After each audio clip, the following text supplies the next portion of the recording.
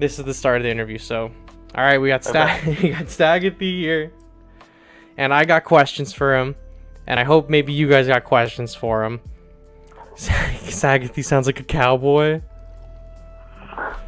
Well, I am from North Carolina, so I guess that can... North Kakalaka? That's it. Alright, so I have... you've seen the questions already. And I have. I'll let you know, no one has previously asked for questions beforehand, so I appreciate that you're taking the time to... I need to think about. Exactly. So, I'll hit you with the first question that we had, and it was... I know that you have good strategies, right? But can you give chat like your favorite strategy that you like to use? I don't care what units it is, or if it's off meta, in meta. Like, what is the strategy you find is very successful for you? You know, even in the new meta now, King Ghidorah and as singular point Godzilla kind of are king, but they're still honestly the best damage still and efficiency is getting G89 to the face. He's a little slow. He can't kill King Ghidorah, but he can run underneath him, especially using Gigan. I have found has been. I started off the season with I was going to go G89 as my leader. I'm going to boost Ghidorah. I'm going to boost SD Godzilla. Maybe G21. That was before he came out. Worked really, really well, but you still, you're going to get pounded by that by G89, inevitably a higher ranked one. So if you want to run Megaguirus, which is in my opinion the best 4 energy cost unit in the game all around, hit air, hit ground, decent HP pool, decent damage. You want to run G89 as a leader, you don't really have a choice. Unfortunately, right now you're going to have to run Gigan, but Gigan's no third tier leader to me. And I think we'll get into that a little more later. But as far as strategy, I think right now if you can get Godzilla 89 to somebody's face at a higher level, it may not end the game, but if you can get somebody down 50% of health, or if he's got backup, you're going to send him with a Jet Jaguar, a Megagodzilla, something like that. Unfortunately, that generally means that that's like a win condition. The energy generator. Yeah. What was that? No, I was gonna say it's like a win condition. You get all them on the field. It's like super hard to get them out of your face and everything. Well, I mean, when you can rush them at Gigan speed down, you can essentially turn G89 into King Caesar. That has a whole lot more HP and get like a Mack truck.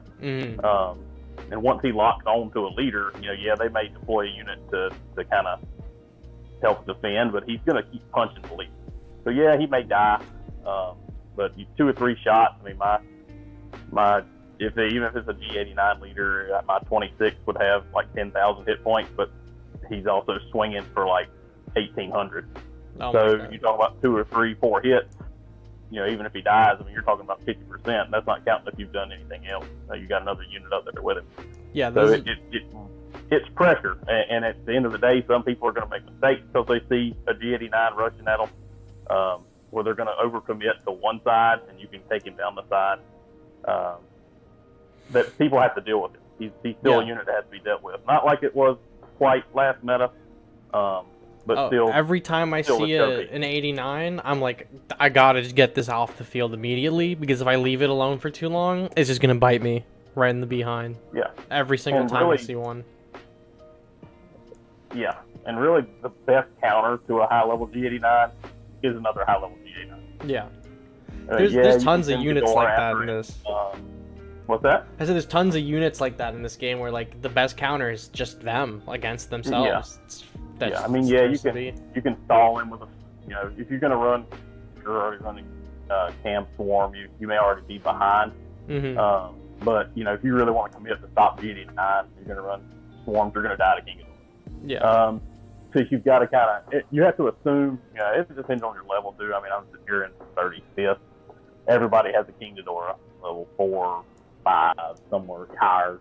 Some people have level 30. I don't know how much that costs them, but they're all. If you deploy a swarm and you don't time that right, or I'll kill a few swarms if necessary. Then you just know they have it. So eventually you just get them to overcommit. The Swarm is a good counter to G89, not going to lie. Especially if he's focused elsewhere. Right. I mean, if they're going to spend 5 energy to counter it, and it's going to, they're going to make sure he dies, and maybe send something with him, that may leave the other side of the field. I will rush a G89 with Gigan's speed at an ST Terrestris before it evolves just to kill it, because he's going to one-shot it. Yeah. So I will run anything under King Ghidorah to make him turn around the other way. If they drop 6 on King Ghidorah on one side and you drop G89 on the other and boost it, he's going to kill their leader before King Ghidorah will kill your leader. Unless you have a really low HP leader, then you probably need to play a little defense. But yeah, it's so crazy that 89 was buffed now almost 2 months ago, and now all the 4-stars got major overhauls, and he's still the highest damaging single target attacker, period. Yeah. Well, I mean, let's be honest, if FT did that kind of damage, it would be broke. He would literally have to just be removed from the plenty. game. King Ghidorah does absolutely plenty for what it is.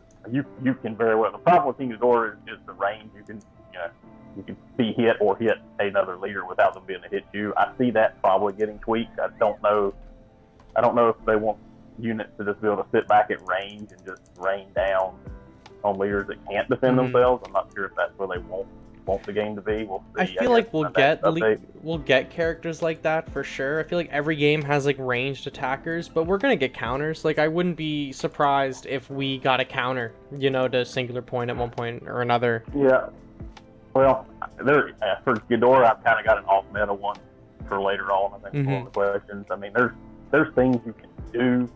I used to turn rodents around with the 2-drop Swarm. That's the one card I really wish I had a spot for in my deck still. It would be between it and Manila, but if they gave us one more spot. So there are... And the deck that's on there is not...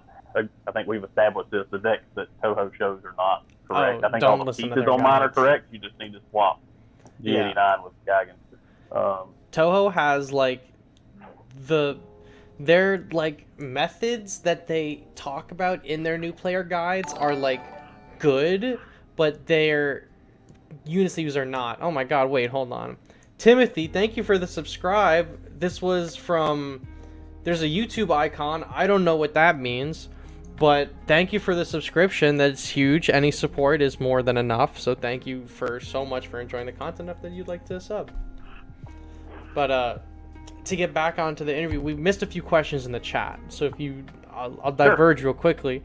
I'm gonna hit you with a rapid fire of 3, and then you can take how many of your time answering it.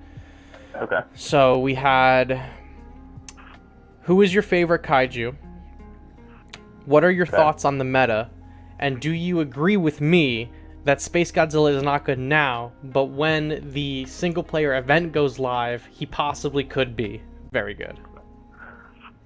So, my favorite all time is Godzilla. Is probably obvious for everybody, but I don't know, something about Space Godzilla. I've always just, ever since that movie came out, I've always just thought it was a really cool concept. There's a really cool story behind it. Big blue giant. When you're younger, big blue giant Godzilla-like creature with crystals everywhere. It's super powerful, which is yeah, it's crazy. He's probably the single worst. I would run the airbase over Space Godzilla. Those are some harsh words. It is that bad. I'm not sure the airbase would kill Space Godzilla. I have no idea. Him next is crystals, maybe not. Him without the crystals, dying. Well, the crystals will die to one rocket from one of those helicopters, so it won't take long. It's almost like Toho missed Biolante and Space Godzilla in the 4-star buff. Because if you look at their HP, and their overall stats, it's just bad. Yeah. And Space Godzilla has such promise, I think, with his ability, and maybe perhaps the one question was in the new. I have maybe this. He will be good. I have this massive conspiracy for the event that any unit that has a passive buff that they just do is gonna be broken for the event, like Batra and Megaguirus and Space Godzilla. I think will be good, and we'll talk about more about the event later because it's a question that I have. Spoiler alert for later. But just to say it now, I think if unit has a buff, they're gonna be a lot better. Yeah, but the problem with Space Godzilla is it relies on the crystals that are like, you just blow on them and they fall over. Hey, listen, Yeah, there are we good don't know how distractions, the but mode is going to work, so it could be a good we don't. distraction, or if he's We don't. It standing could be. by it, or if we're moving with the crystals or something, he's generating them. Yeah. It could be a valuable unit to have. Yeah. As far as on the meta, I mean, I'm glad we kind of gotten away from, let's just see how many swarms we can put out at one time, because at the time the only really effective AOE we had was Fedora. Mm. And yeah, she was good if you had her at a pretty high level, but you couldn't keep up. Yeah. So maybe they could revisit, maybe not totally back out, but kind of rebuff the swarms a little bit now that Ghidorah is playable, because that's kind of the ultimate swarm negation, and Jet Jaguar. Yeah. Anti-swarm. They nerf swarms, and then they put in anti-swarm. Yeah, it's almost like they kind of did it backwards. So I don't know. I don't know if we need to go back. In my head, I'm sitting here thinking like, Ham Swarm couldn't kill G89 in my head, but also I'm like, why is he punching it just pretty violent? But whatever. That's just something that's always never made sense to me. But I'll take his 1,800 damage punch all day on a leader. And I think the metas, they're gonna want to showcase their new stuff. I mean, that's just what's gonna happen. Inevitable. So I mean, yeah, they're showcasing their 4-star buffs. G21, I don't know. I've got a level 5. I've used it. It's between it and SP is kind of a flex spot that I've played with in my deck. They're both. I'll be honest with you, the Terrestris is probably the least used card I have. I'll use it if I'm sitting there and I'm gonna have 10 at the start, and the opponent drops one, I may drop mine. Once it gets about halfway through the game, it's just kind of a dead card to me, because I'm not going to have time to really evolve it and get any time on it. So that's the risk you're going to run with that. Whereas G21, he's not going to do much by himself. You're going to have to support it. Yeah, he's a if you can get it, big supporter. If you get it to a leader and you've got a tank in front of it, and they can't deal with it, you give them 5, 6, 7 seconds, the leader's probably dead. Of course, in my opinion, depending on what rank you are, somebody can't deal with a G21 in about 7 or 8 seconds. They're probably not. You're probably going to win. Yeah, easy. If you can get G21 to the other side of the field and make sure he stays alive, it's over. Like, he just will. If left unattended, you're gonna win. Yeah, unless they put a 2-drop Manila out there and he pretty much turns him off. Yeah. The ultimate counter. The ultimate counter. I think if you start seeing, level 10, level 14, 15, so the HP pool comes up a little bit, I think that will help. It doesn't have the range of a SP or Ghidorah, which also hurts it. While he's shooting, the leader will hit it back. And if his HP pool is so low, he's not going to take very many shots. Yeah. It's going to take him 6 seconds to really do much anyway. So if you're talking about a leader swinging for 500 or 600 every 2 seconds, you hit for, mine, I don't know, I don't have mine up, but, it's probably not going to last very long. Yeah. So if you're looking for a 6-drop for, at the end of the game and things are going crazy, let me just throw this thing out there, it's probably just going to get eaten alive. Yeah, very strategic. If you manage to evolve, into the Ultima, he can go out by himself, rock and roll, provided no swarm comes after him or anything like that. Yeah, like early game. Versus a Ghidorah. Early game for sure. Terrestris really good. Not get him on the field and evolve him, but if you can't evolve him by like that first overtime, don't even bother dead weight at that point, because he's not going to evolve.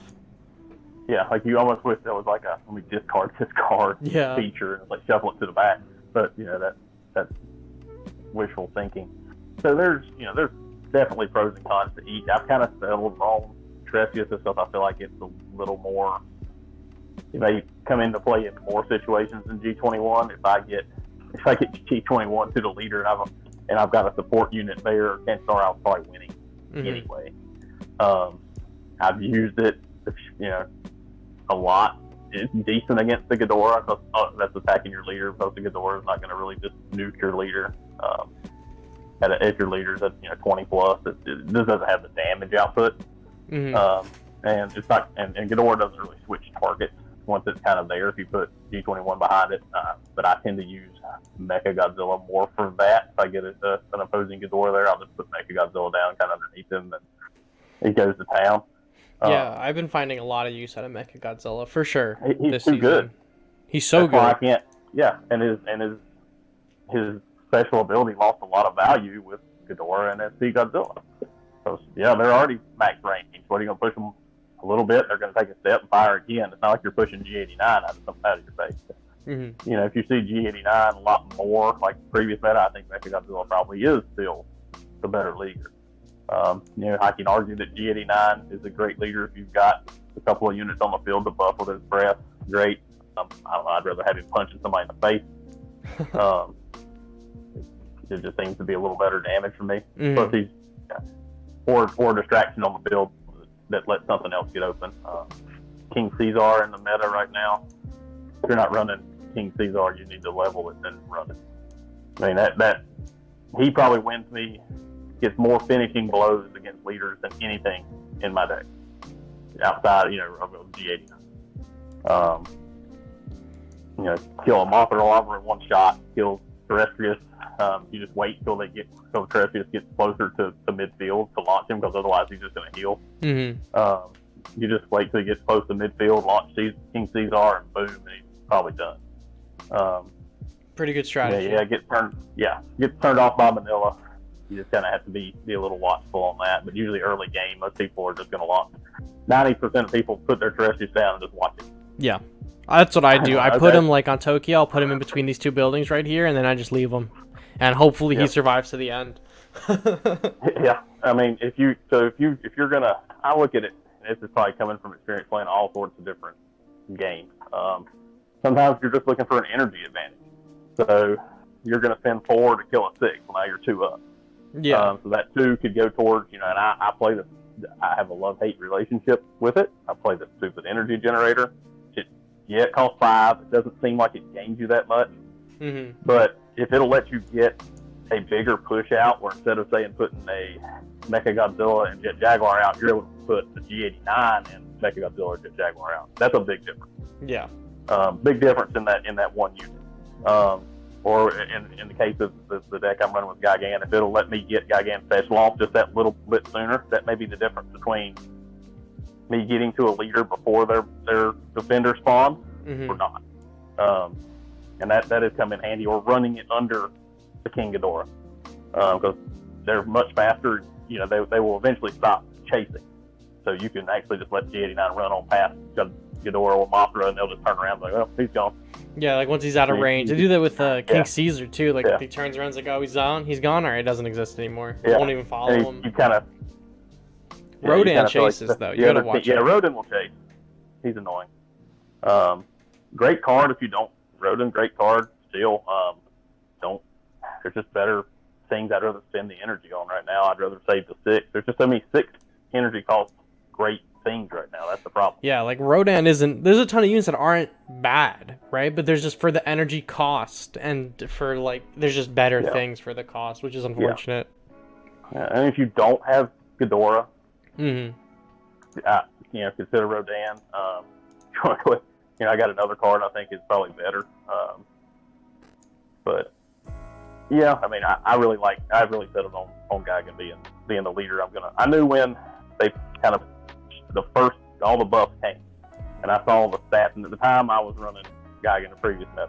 Once I finally got everything leveled up, so I just wanted Mechagodzilla, and of course G89 was the king of the last meta. I had to be on the field. So that kind of left you with Gigan because you had no other choice.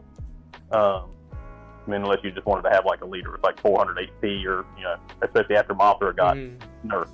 Yeah, after the Mothra nerf was over for her. Yeah, right. I think Mothra is in a good place now, though. We'll see how her ability as a leader pans out when people start getting her up to higher level. I feel like you see higher level Mothras than you do just about anything else. I don't know if it drops more or there's something to that. But anyway, you know, Gigan got that buff. I saw the help. Because before, it was kind of like, you know, help-wise for the leader, it was G89 and Mechagodzilla had the 2 highest HP pools by leaps and bounds. And when they brought Gigan up to that same level and they buffed the attack and dropped the Blade Ripper down to 2 energy, the damage is took a nerf, fine, whatever. Still does pretty much more damage than any special for a leader. I mean, you can pretty well take a G89 down 3/4 health with it. If you're time you're attacking and using that, it's still pretty good. But that 2 cost rather than 4, that made a big difference. Yeah. But the main thing is speed. I mean, that speed. I mean, and Gigan remember, Gigan now got a speed boost. Yeah. So if you read the special, it says it takes them 2 Gigan speed. Yeah, so now they're just going like way faster than before too. Yeah, and I don't know if it was a passive buff or not, but I think the G89 moves a little faster just baseline than it used to. It seems that way to me. I don't know if that's just kind of a passive thing they kind of did behind the scenes, or if it's just my imagination.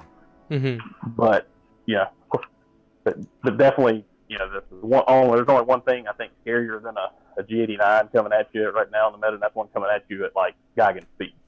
So, if you don't deal with it in about 2 seconds, if you catch somebody in a mistake and they drop, Ghidorah on one side of the field or something like that, and you just rush G89 at them. See, now you've actually inadvertently answered the 4th question on my list, so I'm glad that we got that covered. Well, it just kind of went into it just kind of naturally flowed. Yeah. We're good. We have over here, you don't really use evolution units in your deck. Do you want to explain your thinking behind that, or do you think you might have just covered it? I mean, I'll go into a little. I'm a big fan of consistency. So, yes, Mothra evolved, great. Larva, terrible. Dies to pretty much anything in the game, including Space Godzilla. That's pretty bad. Liability, great. Opening hand. If you evolve, now you got a pretty decent thing. But do you want to take the chance? There's a lot of counters. There's King Caesar, there's Ghidorah, there's pretty much anything. She's fragile. Same with Terrestris. Awesome if he, early game, if he evolves into Ultima, you were rocking and rolling. Something happens and you drop your Terrestris, they drop something else, and now you're 6 energy behind. You got nothing to show for it. Now what you got? Now you're halfway. You're coming up to a minute and a half or so into the game, probably by the time you get to cycle back through, if not further. Yeah. Now you've got a 6 energy card that's not going to help you out very much at that point, unless you just need like a Ghidorah defense or just a body. If you're playing a 6 energy cost as a body, you're probably losing anyway at that point. So, that I had Mothra in there for a long time, and honestly, I swapped. I played around with a couple different things. I had JJ out. Decided I'd bring JJ back in. Then I took King Caesar out. Decided I was going to play Mothra for a little bit. Like I said, when she evolves, she's great, but having the ability to just one-shot, I think my King Caesar does. If he gets one attack and hits with a charge, I think it's like 22 or 2,300 damage. It's kind of hard to. You'll one-shot. You'd almost one-shot a Megaguirus. Yeah, I've noticed that like my Caesar is like 18 or 19, and he pretty much will one shot anything at his level or a little bit lower. Like it's crazy the damage he does. Oh yeah, and he's a little expensive to level for a 2-star, but I think inadvertently Toho is kind of telling you what's good with how much things cost. I'm of the opinion that all things of all the tiers should cost the same. 3 stars should cost the same as another to level, but it's definitely not the case. We'll get into that in a little bit. But if you're not running King Caesar in your deck right now, you're missing out. The ultimate evolution counter, King Caesar, so good. Well, I'm telling you, if you get you get G89 and they're dealing with G89 on one side with some other stuff, you sweep around King Caesar at a high level. If I see a leader that's not, that's a Biollante, a Kong, a Jet Jaguar, Space Godzilla that you still see. I'm just gonna wait till the perfect opportunity to send King Caesar, and he'll generally kill him by himself. Biollante at like level 5, which is probably an average level for a lot of people that have it. I get it; they're trying to do their quest, their achievements, all well and good. But they probably only have 25 or 2,600 HP, so King Caesar hits an attack, and their Biollante's done. same with Space Godzilla, same with, Jet Jaguar as a leader doesn't get the nice little counters that his unit does, but that would be amazing. Sit there and just get hit by like G89 twice and not take any damage, that'd be nice. So would you say maybe, and this is a pretty good segue into the next question I wanted to ask, which is, do you think, I was going to ask who is the most underrated unit in your opinion, but would you give King Caesar maybe that spot? Maybe, but I think you see a lot more of him. There's people are smart. I mean, they see what happens. They say, hey, that guy just ran me over with King Caesar. Let me go check this unit again. Because I think last two meta, I mean, he wasn't that good. I mean, you see him, you saw him some. I mean, it wasn't like an unused unit. But definitely use him. I mean, if I couldn't make a deck right now without King Caesar in it. It would just be, I think, just suicide because he's just so valuable. There's an underrated unit. Honestly, in my opinion, I think it's Megaguirus. If I did not have a Ghidorah at a reasonably decent level, mine's 5, I would be running Megaguirus. Because if you look, my Megaguirus is 19. I kind of spent some gold just to see where the stats were headed, so I could kind of see. But from 19 to 20, Megaguirus is only 6,600 gold. So in comparison to if you want to look at taking, like a Rodan from 19 to 20, I'm pretty sure it was like 15.6 or something. Some triple the amount. And the pieces for me, I don't know if it's the same for everybody, but the pieces for Megaguirus drop like candy. I mean, it's like everything I open has a Megaguirus piece. So you could probably get her to level 30 for the cost of getting, say, a Rodan to, 21, 22. If it continues that curve, if I make her 20, I don't know if it's going to do something weird and go up to like 12,000 or something. But still, it's good defense. Not as probably as good as offense as Rodan, but Megaguirus can handle G89 with the slow. You remember the slow is a big part of it. I've actually seen somebody use it against me. If you deploy Megaguirus just right, you can suck a Ghidorah into leader range and slow. So it's actually fairly an effective counter. It's going to have to be a high level. You're not going to go out there with a level 10 Megaguirus and take on somebody's level 5 Ghidorah. You may slow it down, but you can level it a lot easier. That's the benefit. Yeah, it's cheaper to level. And when you get that King Ghidorah, you just swap it out. It's the same energy cost. You don't have to change anything about what you were doing. You're just going to swap it out once your Ghidorah gets to that level. Because it's not as good as King Ghidorah. I mean, I'm not saying that, but if you're looking for a counter, let's say you have a level 1 King Ghidorah and you're just getting burned by level 3, 4 ones, look at Megaguirus.